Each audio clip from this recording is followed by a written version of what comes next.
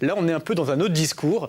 Et vous allez nous raconter cette histoire qui s'est passée en Espagne, dans une maison en Andalousie.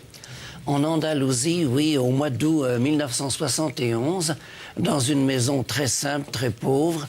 La femme qui se penche dans le foyer pour poser sa marmite sur le feu remarque devant elle une figure qui s'est formée sur le ciment de la cuisine, un visage qui semble la regarder.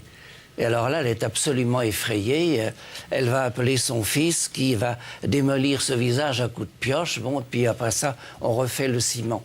Et puis voilà que dans les jours qui suivent, d'autres visages vont apparaître. On les voit à l'antenne? On les voit, oui. Et ils vont se transformer quelquefois en plusieurs semaines, quelquefois en quelques minutes sous les yeux des spectateurs. Et des parties d'un visage peuvent peu à peu devenir la partie d'un autre visage. Il peut y avoir des quantités de modifications qui se font. En direct, c'est-à-dire sans... En direct.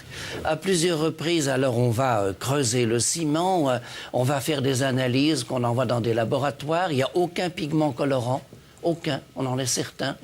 C'est simplement le matériau même du ciment qui est rassemblé de façon à former de ces figures et elles se déforment sous les yeux des gens. Alors, à un moment même, on va recouvrir ces figures d'un plastique que l'on va sceller et on va, pendant 3 mois, observer, être absolument certain que personne n'y entre. Et voilà qu'après ça, lorsqu'on va enlever le plastique, on va enlever les scellés, on va reconnaître que les dessins, quand même, se sont transformés, il n'y a aucun doute. Un des cas les plus extraordinaires, c'est un visage qui était particulièrement grand, 40 cm de large sur 60 de haut.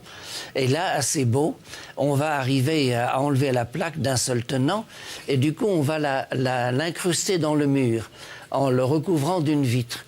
Et voilà qu'au cours des années, parce que le phénomène va durer pendant des années, cette figure incrustée dans le mur va lentement glisser en se rapprochant du foyer de la cheminée. Est-ce qu'il y a eu beaucoup d'investigations justement scientifiques sur ces phénomènes? Ça a été... Mais oui, bien sûr, il y a eu un tas. Hans Bender, qui est un des plus grands spécialistes du paranormal en Allemagne, disait que c'était le phénomène le plus extraordinaire du siècle. À un moment également, on a eu l'idée, alors que tout était scellé, bien fermé, de laisser des magnétophones sur place. Et alors là, ils semblent d'ailleurs de plusieurs origines, notamment des cris, des hurlements, des appels à l'aide, c'est vrai. D'autres voix qui avaient l'air tranquilles. C'est un des problèmes, c'est qu'on a également des visages qui expriment la douleur, qui expriment la terreur, d'autres qui ont l'air tout à fait sereins, souriants. Et cette maison aujourd'hui est habitée? Alors, elle est encore habitée maintenant, mais on a remarqué aussi, et alors là, c'est intéressant aussi pour toi, c'est que les visages semblaient être en conformité avec l'état de santé de la maîtresse des lieux, de Maria Gomez. Quand elle était malade, les visages étaient beaucoup plus pâles. Quand elle allait mieux, ils reprenaient de la couleur. Georges Siamet, par rapport à ce que vous venez d'entendre, justement...